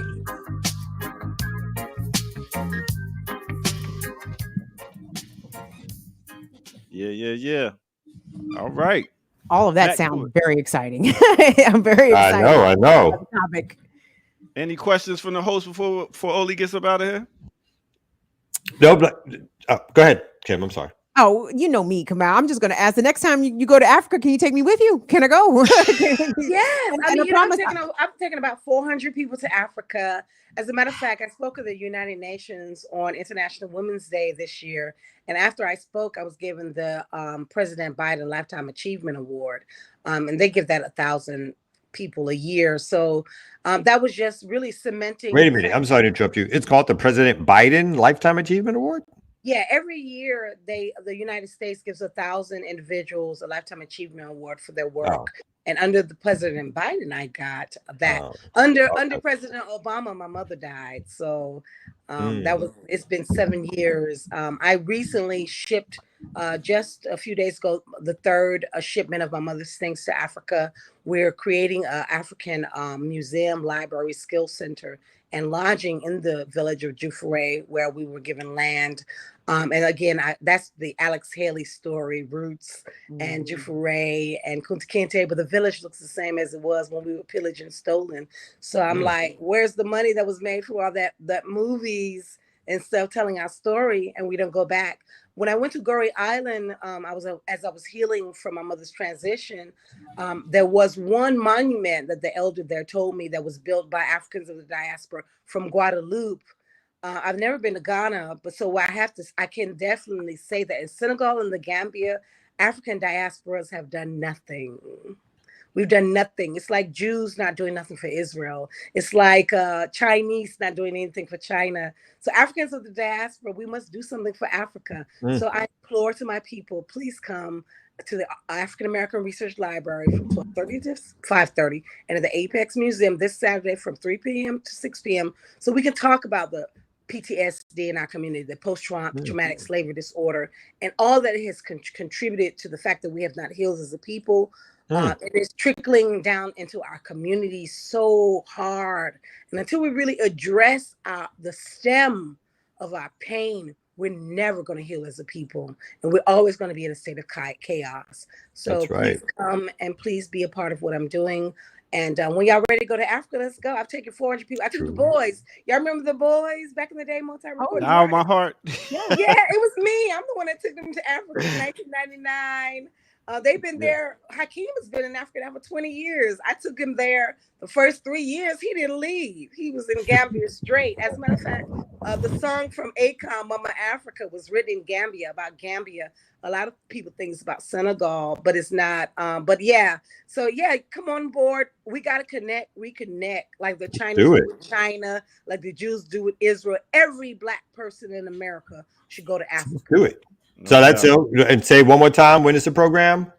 It's this Saturday from 12:30 to 5:30 at the Auburn Avenue African American Research Library, and from 3 p.m. to 6 p.m. at the Apex Museum, which is right across the street. Well, next. All right. Thank you so much for joining us. Really appreciate it. That's some great information. Thank you. Support. Catch you out in the streets. I'll see you there Saturday. Peace, Oli. All right, Black Power. Oh, Black Power. Say it again. Black Power. Yeah. All right. Black Power. All right. Cool. Well, I'll let y'all get back to some news if y'all got some. All right, right here. What up? Hey, you know, I told you I used to work at the Apex Museum. So did you sell drugs then, or at the museum? I'm done. I'll catch you out there to the show. Maybe. Well, we ain't make it to 300, but continue. But you always like 12 mixes, B. I mean, you like 12 mixes behind. Right. Whether we get to 300 or not, you need to do a mix, I think. Don't you think? Yes, agreed. He did.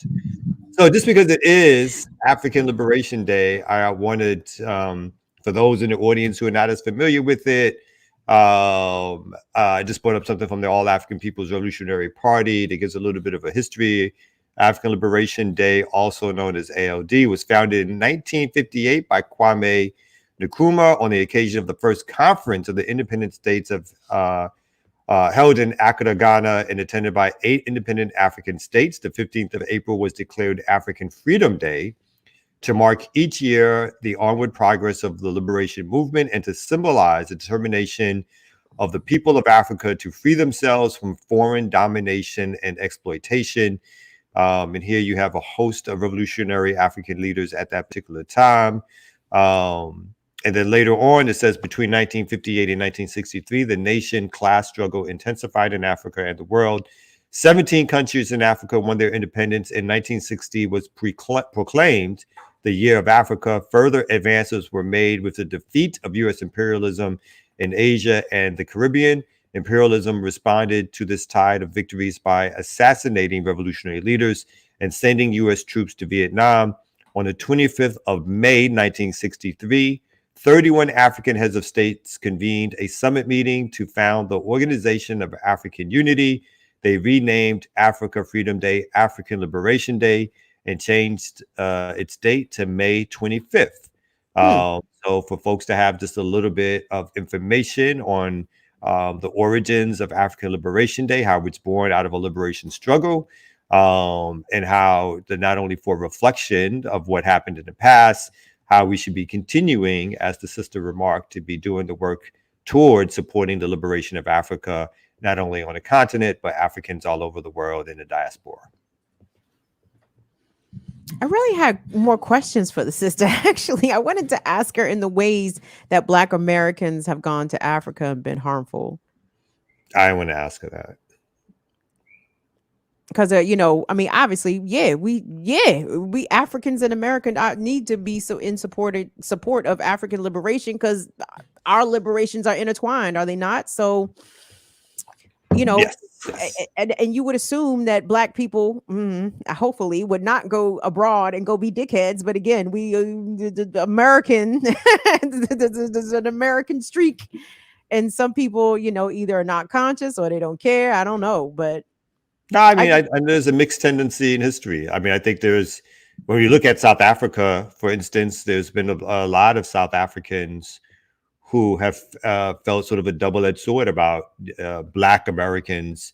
One, I think there's a lot of folks who are appreciative of the anti-apartheid movement here in the United States, trying to get the different U.S. companies to divest.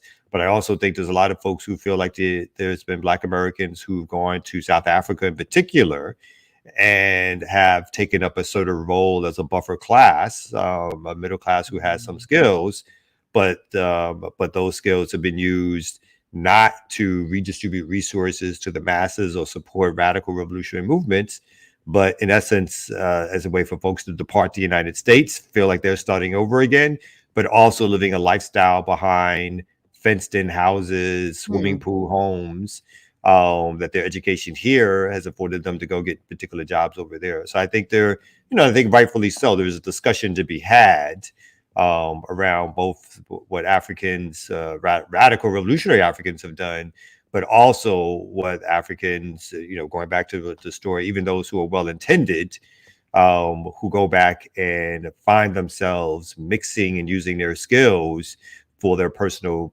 benefit, as opposed to what's good for the larger landmass of Africa and individual nations. But I don't think I wanted to follow up that question with her. We should get somebody for that. I'm just gonna say that today we have a lot of programming for African Liberation Day that I think would answer a lot of these questions, to speak to a lot of what we should be speaking to when it comes down to Africans uniting across the diaspora. So I think shout out to BAP for having several and AAPRP for having some programming. I cannot link anything in the chat today. I'm sorry, I'm not logged into my email on this computer. So I would definitely put that information in the chat. But I do think that we should definitely be checking out some of that content. It's definitely important. And also on Saturday, here in Atlanta, I know in Baltimore or DC, I know that there's going to be some programming as well, speaking to some of the on how we can unite, thinking about Pan-Africanism and thinking about revolutionary Pan-Africanism at that, and I unite with those ideas. And that's happening this weekend, you said, Coco?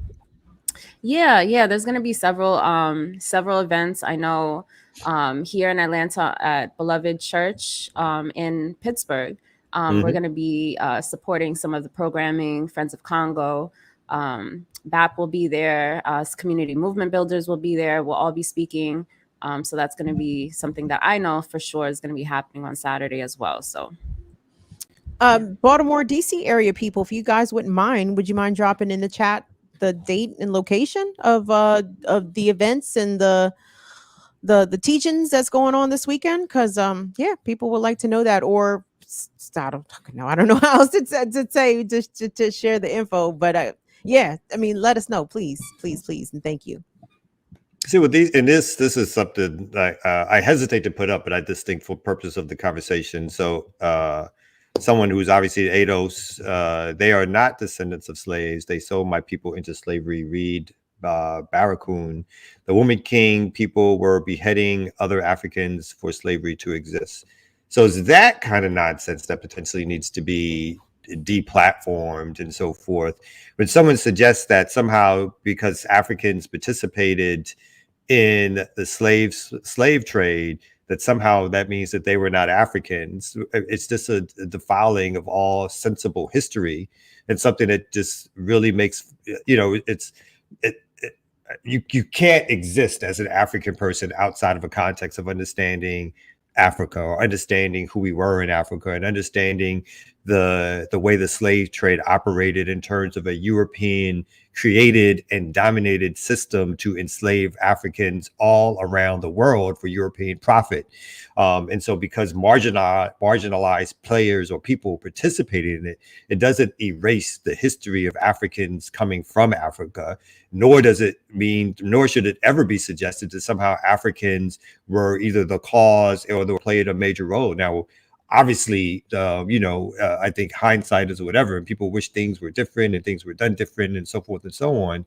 But to totally use that as a way to escape your Africanism and then somehow align yourself again with U.S. imperialism because you're here, and then you just want to check, it shows sort of the imbalance of thought and ideas and evaluation of what our situation is. And so we have to be very careful about understanding history. Again, the good, the bad, and the ways in which history flows, but who controls the economic and political systems? Those are the people who are the imperialists. Those are the people who are the oppressors. Those are the people who ultimately create the mechanisms and means for our people to continually be oppressed, both here and in Africa and other people all around the world. And so those are the people that we have to fight against, as opposed to having these squabbles to get the crumbs off of someone else's table and deciding to divide and conquer yourself. So let's always just be clear on this African Liberation Day. We are Africans. We have come through a particular journey, but that journey roots us back into the African diaspora, into the continent. And that's something that we need to uphold, not only celebrate, but commemorate and move forward in trying to liberate our people. Well said, Brother Minister. Thank you for that. Little something. Little I something. appreciate that. I'm sorry, guys. I have to confess, I am drastically out of steam. My phone is dead. I don't know where my phone charger went. I ain't got nothing. I sent Kamal an email. He said he didn't see the other two links that was in my email. I had a couple of Wait a minute. stories. I could pull. Nope, you didn't send them. You're a big fibber. How could you find the one and not find the rest? Because it was in the same email. You only sent. Oh, wait a minute. Let me open this back up. Maybe, but if I move it down a little bit. No. This is only the African Liberation Day story you got. The Juneteenth story you sent me. That's all you It sent was. me. Oh, Lord, I don't. That's I all don't you know. sent me. No, I know, but it's the foolery. Because I'm not going. And it's not your foolery, Kamal. It is. Thank you. I appreciate that. It is the psychological op of the electrical manipulation of the shit that I be doing on my devices. And I know what fucking time it is, Agent Johnson. You know what I'm saying? I know you're not gonna drive me crazy, sir. I know what the fuck I sent and what I didn't send.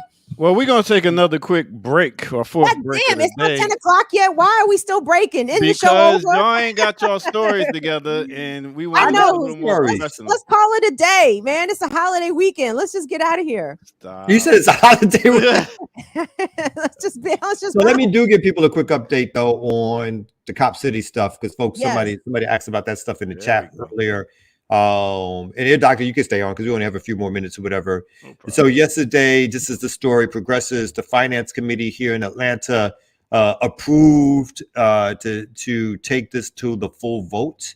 And what that means is that on June 5th, once again, the City Council will vote to approve $33 million approximately to go from the City of Atlanta to the Atlanta Police Foundation. Those resources will be used to build Cop City. There's a lot of back and forth being talked about in terms of whether or not the City Council will basically vote yes on this. I am not one of those people who will be suggesting that they would be doing anything other than voting for this and passing this on, which means we will be finding additional mechanisms and means to fight. I wanted to quickly bring up, so yesterday in the Finance Committee, this is how corrupted it is. There's no audio to this, but if people can see, they decided to reserve seats for the Atlanta Police Foundation in the Finance Committee. So the very people they're voting to give this money to, which is in dispute around whether it should be, where they knew people were coming to speak at the Finance Committee in opposition, they reserve the best seats and the seats closest to the podium for the Atlanta Police Foundation, for them to be able to be closest and to manipulate the vote. And then even more than that, I think I can bring this part up too. At the City Hall yesterday, they brought in dozens of police officers. And again, this is only for a vote at the Finance Committee. This is not a full committee hearing, but they brought in dozens of officers. And as said here, my brother Devon Franklin, who works with the Southern Center for Human Rights, just over a week ago, nearly 400 citizens came to the City Council simply to speak in opposition to Cop City. There is a vote being held in Finance Subcommittee today on funding the facility.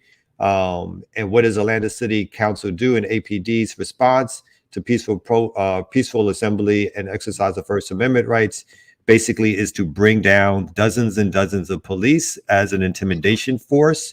And some have suggested not only an intimidation force to the population of folks who were coming down to either protest or speak out against it, but also an intimidation force, some have suggested, towards the actual City Council to let them know that they better vote the right way. And so whether or not I think that's even necessary or not, in my opinion, I don't. But some people have suggested that that is also a reason why they brought so many police officers down there. So again, June 5th is the big vote. There are other avenues after that vote that we as organizers will be taking, but we just want to let folks know. So that's sort of the latest updates. And again, I should also remark that even though the city is saying it's only going to give 30 million to 33 million now, initially the city was saying through their lease that was how they're going to give the money. Now they're saying that they're giving the money outright. And in addition, the Atlanta Police Foundation has just taken out a $20 million loan. And who's the guarantor on that loan? The city of Atlanta. Wow. That's straight skullduggery right there. Wow. Yeah. Wow. So, That's showing you who runs the city. wow, so yesterday I was reading online that is this a lot what you're talking about, the backroom deals that the city of Atlanta is having with APD? Is that what Yeah, you're basically, also yeah. referencing to? Mhm. Okay. Yeah, 'Cause I that- was reading up on that. But Yeah, they this went is a from great 30 news outlet, million to Atlanta 90 community. million. So say it again. I'm so sorry. They went from $30 million as agreed to a $90 million deal that was, agreed upon behind closed doors. Is that correct? Yeah, basically all the money starts to add up to the original suggestion to the public was that the city of Atlanta was only going to put in 30 million and only going to put in $30 million, whereas the Atlanta Police Foundation was charged with raising $60 million. And in addition, we call it a $90 million project, but in addition to that, the Atlanta Police Foundation has always been seeking more resources through bank loans because they already knew that this project was bigger than a $90 million project anyway. But the more information that is leaked out, including the fact that within the lease, there's a lease buyback provision, which basically is that Atlanta is going to be paying the Atlanta police the lease again that the Atlanta Police Foundation is only scheduled to pay $10 a year, if I'm not mistaken, for like 20 or 30 years, or some outrageously low number for over close to 300 acres of land. But now there's a buyback provision where now Atlanta is going to be giving them another $1 million on top of that. So all of these things are adding up to where it's really not that only 30, and again, I say only in air quotes, $30 million is going to the Atlanta Police Foundation. Basically, the overwhelming majority of this is being funded by the city of Atlanta, but yet the training of it is going to be owned and operated and conducted by a private nonprofit entity called the Atlanta Police Foundation. And people need to realize that this is the first time in history that this is happening, where a private foundation, a nonprofit organization, is going to be responsible for the training of a municipal police force.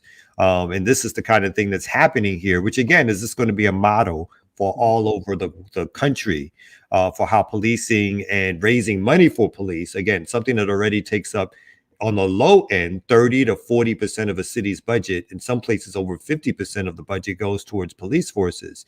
So something that's already taking up a vast majority of resources is only looking to get more money in terms of the power and the weaponry and the training and the control and the responsibility of these police forces in terms of what they do day to day in their interactions with people in cities. This is only going to increase and get worse. And that, so whether or not we defeat Cop City or not, people have to understand that this is the beginning of a continual process of further militarization, privatization of public, of a so-called public police department, which is going to be duplicated around the country if they get their way. Is Atlanta Police Foundation made up of these corporations? Is that correct? Or the corporations are just funding the Atlanta Police Foundation? The corporations have board seats, so they sit on the board of the Atlanta Police Foundation, and they're the chief funders, which is, so for folks to recognize. And so that is the conduit in which private corporations will be overtly running how policing happens, right? They are not only on they're not only providing the resources, but they are the board seats, right? It's these very so-called important institutions and corporations which are on the board seats, which again will control the training of a public municipal police force. And what's the word on the brother that got shot like 50 something times? What are they doing about that case? Supposedly the investigation is still going on. More information has been released, but not enough information. Like, a few weeks ago, the autopsy was released, and that's how we know about the 57 bullet wounds, let's say. So but that investigation is still ongoing in terms of the Georgia Bureau of Investigation.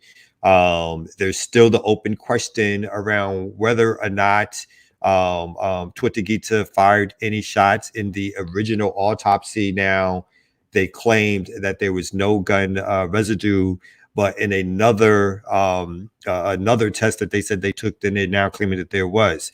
And so basically what they're doing is throwing a whole bunch of different information out there so that you can't reach a logical conclusion. It helps to continue to stick their narrative, which is that Tortuguita shot first and that they returned. But the pieces of information that they have released shows that it's a nearly impossible scenario, considering where Tortuguita was, how Tortuguita's body was positioned. Again, the information around how many times Tortuguita was shot. All of that is leading to the only conclusion that seems sensible is that they went in guns blazing and shot this person 57 times and now are looking, or 57 gun wounds. Those could be both entry and exit wounds, and are now looking for ways to clean this up. And to confuse the citizenry so that nothing will ever be done in terms of an actual investigation and bringing any charges against anybody who's responsible for Tortuguita's murder in the forest that day.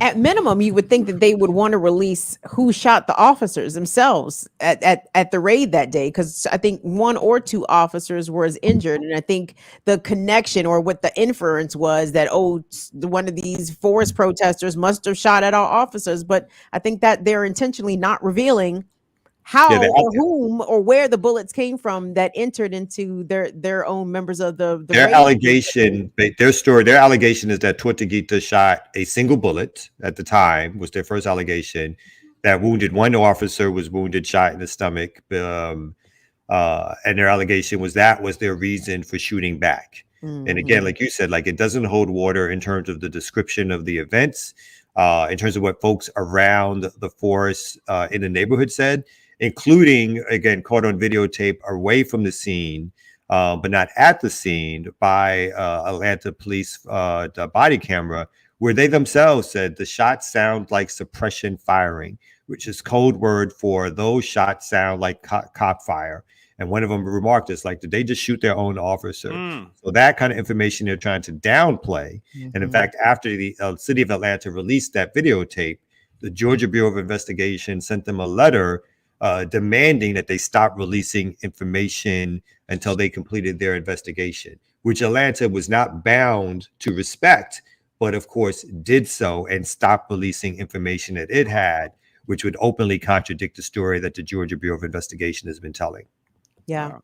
Sounds like a Oh no, I just wanted to big up again the Atlanta Community Free Press, like the medical examiner's report that came, the coroner's report rather, about Tortuguita's assassination. But for the Atlanta Community Free Press, they're the ones who published that. They're the ones who requested that and published it.